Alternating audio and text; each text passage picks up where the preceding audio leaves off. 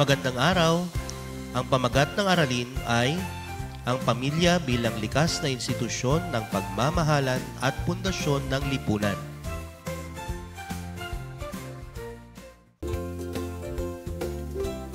Mukha ng pandama, ang aking pamilya.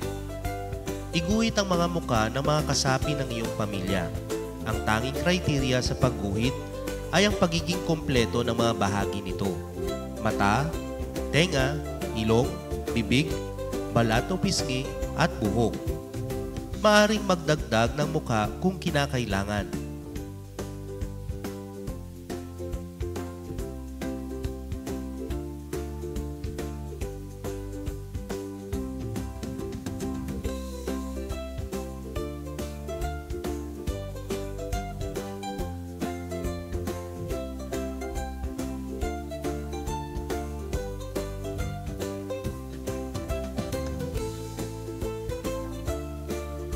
Pagbabahaginan. Humanap ng kapareha. Ipakita at pag-usapan ang iginuhit na muka gamit ang mga gabay na tanong. Anong mga tunog o salita ang gustong-gusto mong marinig mula sa iyong pamilya?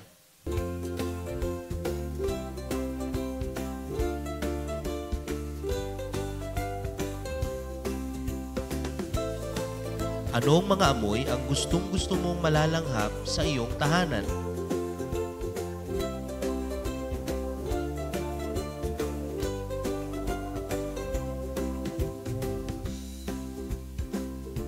Anong mga salita ang paborito mong sambitin sa loob ng inyong tahanan na nagpapahiwatig ng iyong pagmamahal sa iyong pamilya?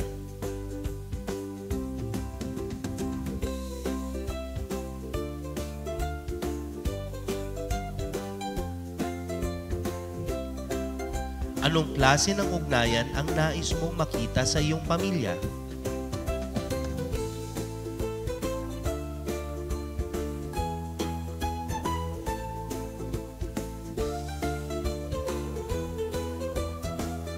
Paano mo pinaparamdam o paano sa iyo ipinaparamdam ang pagmamahal sa loob ng iyong pamilya?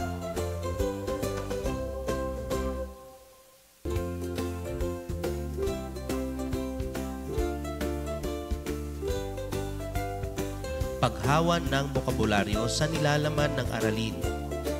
Hanapin sa kahon ang mga salitang tinutukoy ng sumusunod.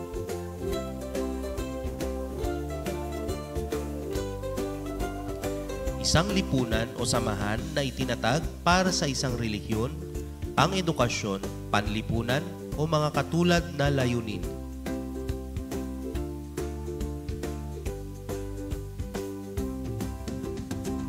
Institusyon. Maaari itong tumukoy sa isang matibay na bagay na umaalalay para hindi mawasak ang kabuuan ng isang bagay, gusali, bahay at iba pa.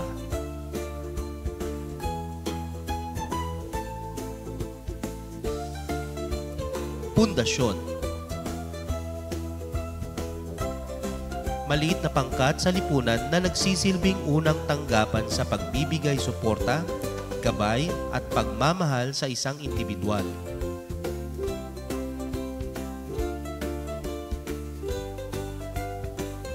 Pamilya.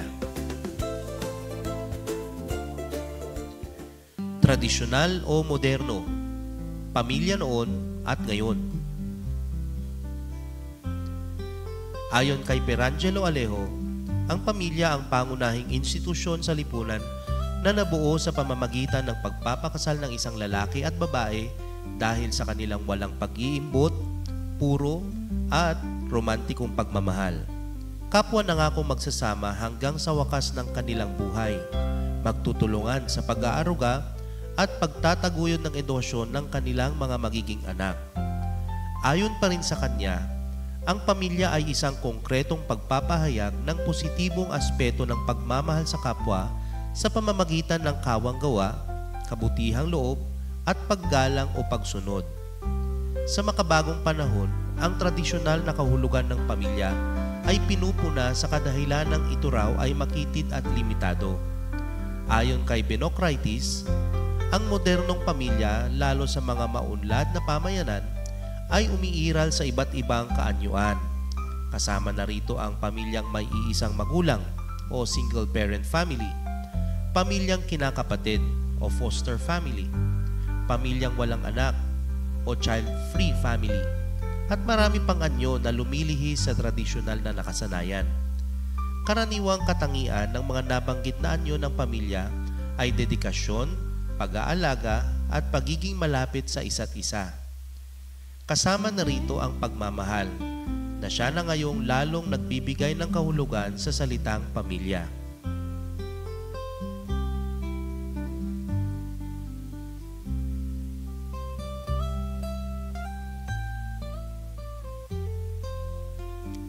Ano ang pagkakaiba ng moderno at tradisyonal na kahulugan ng pamilya ayon sa tekstong binasa?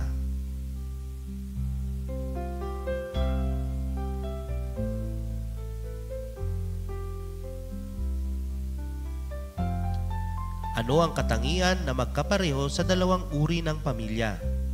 Ano ang pagkaiba?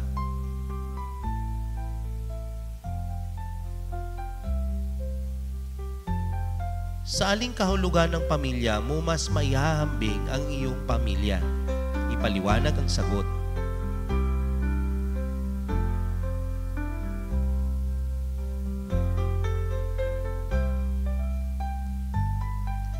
Sinasabing ang pamilya ay may misyon na bantayan, ipakita at ipadama ang pagmamahal. Ito ay tinatag bilang malapit na komunidad ng buhay at pagmamahal. Sa usapin naman bilang pundasyon ng lipunan, nakasalalay ang kapangyarihan ng pamilya sa ugnayang mayroon sa loob nito. My Family Web, hibla ng pagmamahal.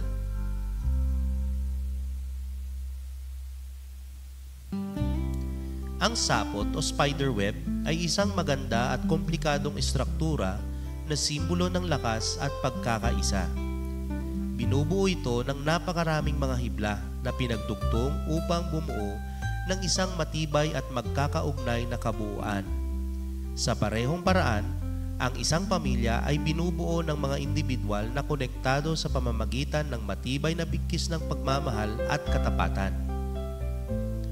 Ang sapot ng gagamba ay isang angkop na metapora para sa pagbubuklod ng pamilya dahil pareho itong matibay at maselan. Ito ay sapat na malakas upang makayanan kahit na ang pinakamalakas na hangin. Ngunit ito rin ay sapat na maselan upang madaling mabali kung ang isa sa mga hibla ay maputol. Sa parehong paraan, ang samahan ng pamilya ay sapat na matibay upang makayanan ang mga hamon ng buhay. Ngunit ito rin ay maselan at kailangang alagaan upang manatiling matatag. Ang spider web ay isang makapangyarihang simbolo para sa matibay na pagkakaisa ng isang pamilya. Ito ay isang paalala na kapag tayo ay nagkakaisa, tayo ay mas malakas kaysa sa anumang maaring dumating sa atin.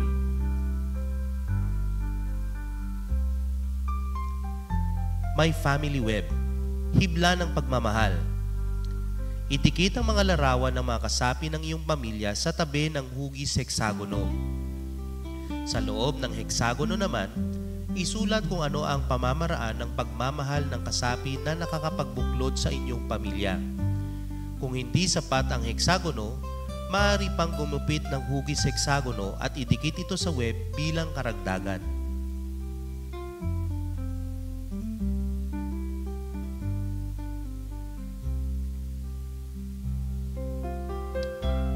Ano ang iyong naramdaman habang ginagawa ang iyong family web? Ipaliwanag ang sagot.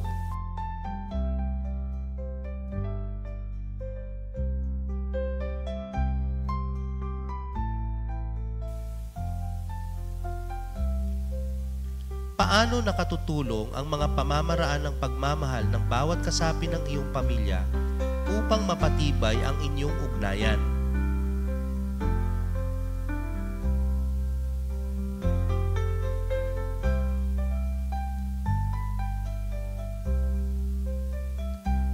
Ano pang mga aral ukol sa pamilya ang maaaring mahinuha sa metapora ng sapot?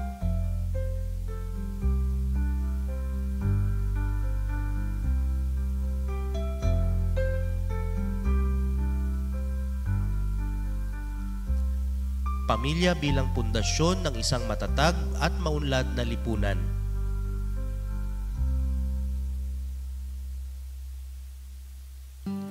Isipin ang lipunan bilang isang malawak na sapot ng gagamba, na ang bawat pamilya ay iisang hibla. Kapag ang isang strand ay humina o nasira, maaari itong magkaroon ng ripple effect sa buong web. Sa parehong paraan, ang mga relasyon sa pamilya ay maaaring magkaroon ng malalim na epekto sa lipunan sa kabuuan. Ang nagmamahalan at nagkakaisang pamilya ay mga bloke ng pagbuo ng isang matatag na lipunan. Binibigyan nila ang kanilang mga miyembro ng pagmamahal, suporta, at patnubay na kailangan nila upang umunlad. Kapag matatag ang mga pamilya, mas malamang na magtatagumpay ang mga bata sa paaralan, magkakaroon ng malusog na relasyon at mag-ambag sa kanilang mga komunidad. Gayunpaman, kapag ang mga pamilya ay nahihirapan, maaari itong magkaroon ng negatibong epekto sa lipunan. Ang mga bata mula sa magulong pamilya ay mas malamang na huminto sa pag-aaral, gumawa ng mga krimen, at makaranas ng iba't ibang problema sa kalusugan at panlipunan. Ito ay maaaring humantong sa isang ikot ng kahirapan at kawalan na maaaring mahirap sumpuin. Narito ang ilang partikular na halimbawa kung paano makakaapekto ang relasyon sa pamilya sa lipunan.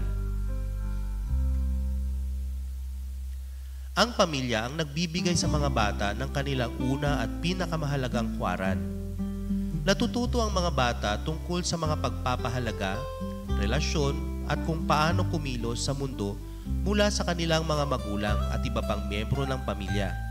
Kapag ang mga relasyon sa pamilya ay matatag, ang mga bata ay mas malamang na magkaroon ng mga positibong pagpapahalaga at bumuo ng malusog na mga mekanismo sa pagharap sa mga hamon ng buhay.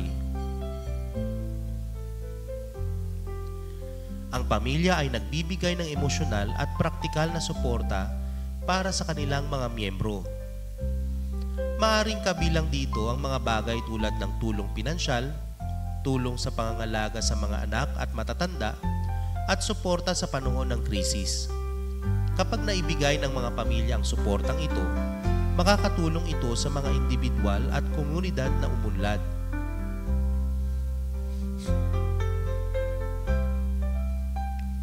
Tumutulong ang pamilya na ayusin ang sexual na aktibidad at pagpaparami. Ito ay maaaring sa pamamagitan ng pagtuturo sa mga anak tungkol sa pakikipagtalik at pagpipigil sa pagbubuntis, o sa pamamagitan ng pagbibigay ng suporta sa mga nagdadalang tao at nag-aalaga ng mga kabataan. Kapag nagawa ng mga pamilya ang tungkuling ito, makakatulong ito na bawasan ang mga rate ng pagbubuntis ng mga kabataan at mga impeksyon na nakukuha sa pakikipagtalik. Kung paanong mas malakas ang spiderweb kapag buo ang lahat ng hibla nito, mas malakas ang lipunan kapag malusog at nagtutulungan ang lahat ng pamilya dito. Kapag ang mga pamilya ay nahihirapan, maaari itong magkaroon ng negatibong epekto sa komunidad sa kabuuan. Kaya naman napakahalagang mamuhunan sa mga programa at serbisyong sumusuporta sa mga pamilya. Mahalaga rin na tandaan na ang mga relasyon sa pamilya ay komplikado at magkakaiba. Walang one-size-fits-all na pamamaraan sa buhay pamilya. Ang pinakamahalaga ay ang maibigay ng mga pamilya sa kanilang miyembro ang pagmamahal, suporta at patnubay na kailangan nila para umunlad. Kapag matatag ang pamilya, matatag din ang lipunan.